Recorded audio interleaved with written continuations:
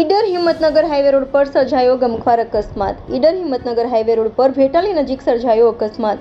Truck ચાલકે મારુતિ કારને અડફેટે લેતા એક જ પરિવારના 4 ઘટના સ્થળે મોત। એક જ પરિવારના 4 લોકોના મોત થતા પરિવારમાં આક્રંદ।